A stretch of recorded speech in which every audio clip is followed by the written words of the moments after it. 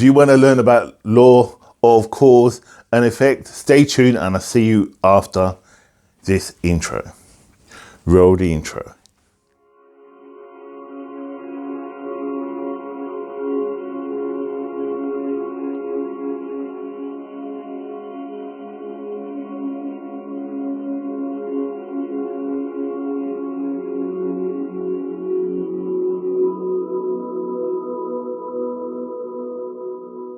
So welcome back. My name's M. I'm from Karnak Holistics, where we learn together and we grow together in the sight of God. So today I want to speak about the law of cause and effect.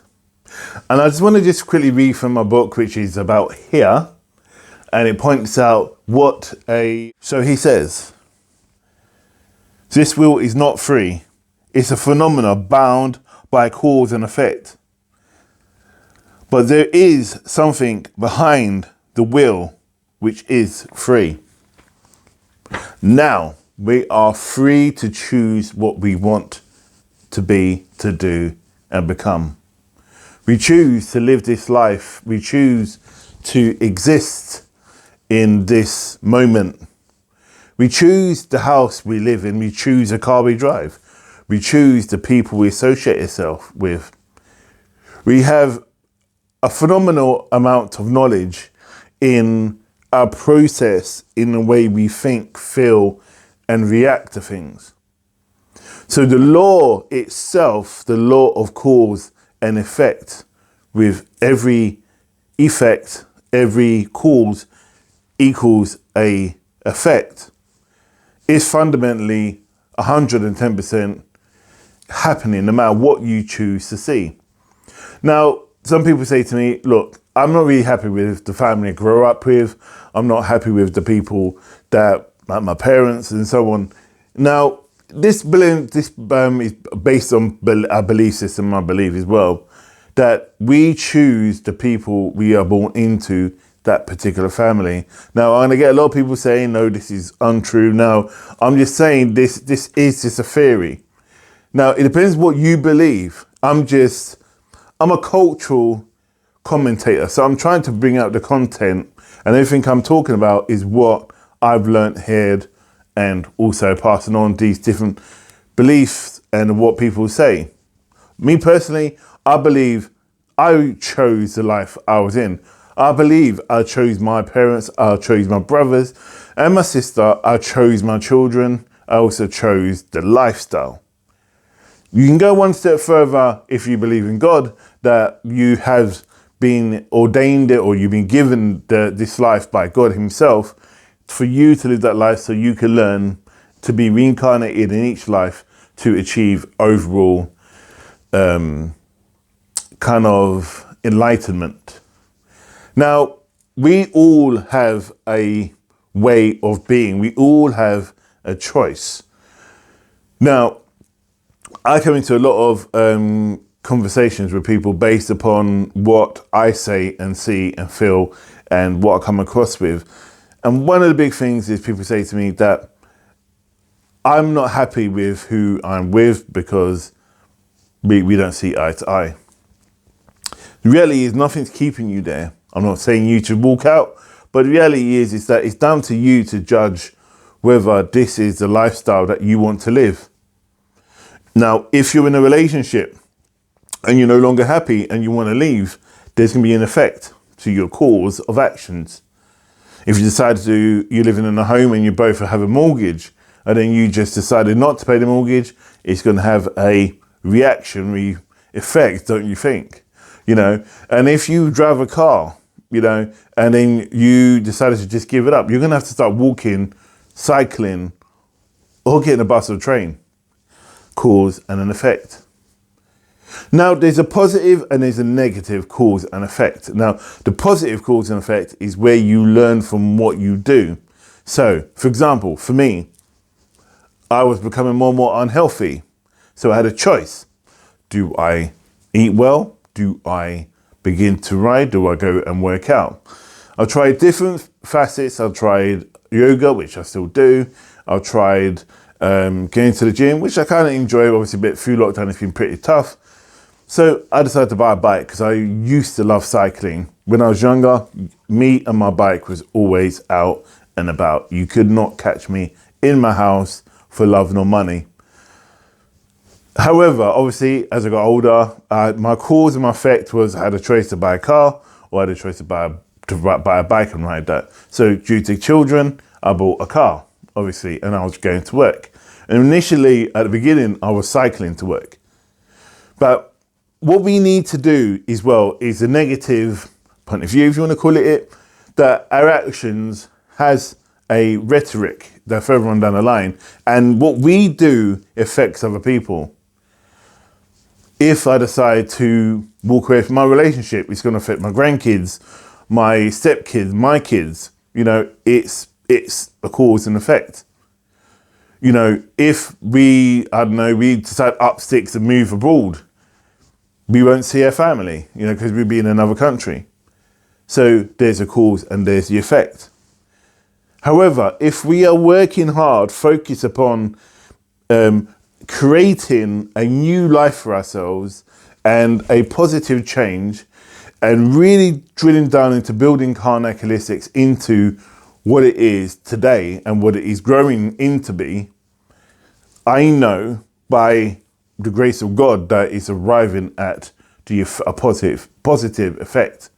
And with that positive effect, it's really kind of helping so many more people, not just in my family, but the people who surround me. So the knowledge I gain as I'm kind of developing and I'm learning to understand what my process is or how Karnak is growing affects people around me in a positive way. The videos that I do, it takes ages for me to kind of like understand what God wants me to put out there. This content's not just from me, it's from him. It's what he says, this is what we need to push out now in divine timing. I worked the other day with somebody and they were struggling in a relationship and they said to me, look, how do I get them to love me? Do I turn around and shower them with gifts and love and so on? And I go, my simple response to that was, do they love you? And she said, well, he says no. So I said, okay, is it a negative action that they're giving you? So basically they're not the same how they used to be when you were together. Yeah.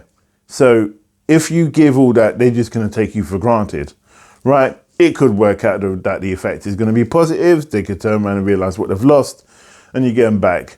Trial and error, I honestly believe. But reality is, the reality is not a clear-cut way of doing it, to be fair. It's really about trialing and error it. But, however, the law is what you do, what you choose to do, will have a cause and an effect in the end. If I decide to tomorrow go into the inner community like I do quite often when lockdown wasn't happening and start working with people to help them get work, to help them find somewhere to live, to help them find food, vouchers, help with their benefits, all this stuff, there is nobody else who was doing it. I made a choice to make that change and step into the community and help people who are less fortunate than I am, but yet I was in that place probably several years ago. And you know what? It's not out of pity. It's not even that. One, it's a job I do. Second, it's the job I enjoy doing. And third is that I would do this even on a voluntary basis because I did do it beforehand on a voluntary basis. Now, my cause and my effect to do with work, for example, my cause was that I was volunteering, doing a lot of counselling for people. So it's free counselling or it was low budgeted counselling. So I was helping people in a normal day-to-day basis, helping them to get through whatever challenges from trauma to anxiety to depression to anger management. It crossed the board, even through to rape.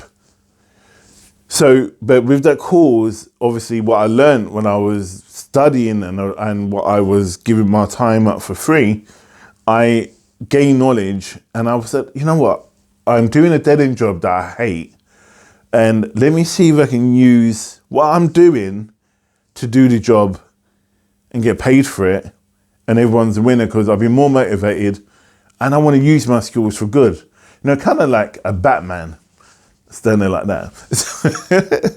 And so I did, and thanks to the grace of God, I did this, and now I'm helping people in the community for the last 3 to 5 years. I've been doing this kind of role, and it's been really, really inspiring. And on the flip side to that, where I've been and I've had a bad day because I may be feeling low and suffering with depression or feeling not focused, I go through my meditation process, and then what I do, I think about the people I work with, and I think about them, but then I feel where they're at in their life.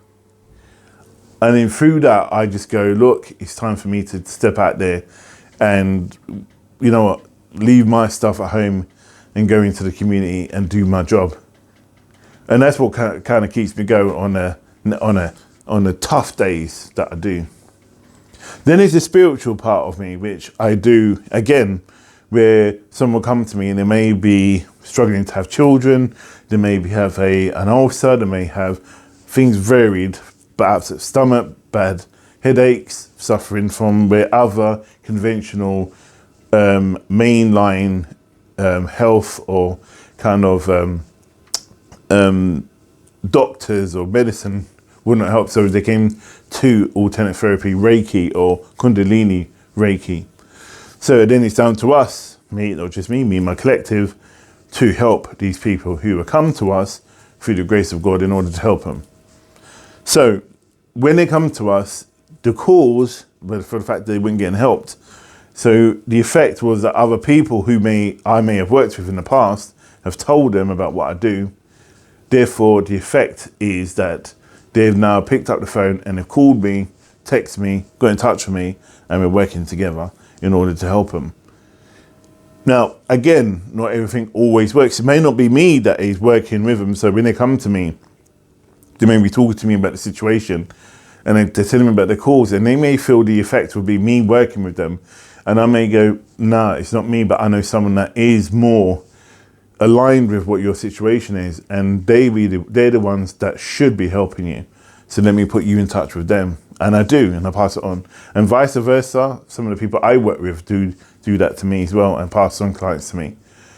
And that's a cause and effect. So when you do something for other people, the effect comes back. There's a saying in a law of attraction or in a Souce that if you do things unintentionally with a whole open heart, with an open heart, a loving heart, for no effect for that you're going to get something or no rewards out of what you do, later on down the line, you will be blessed.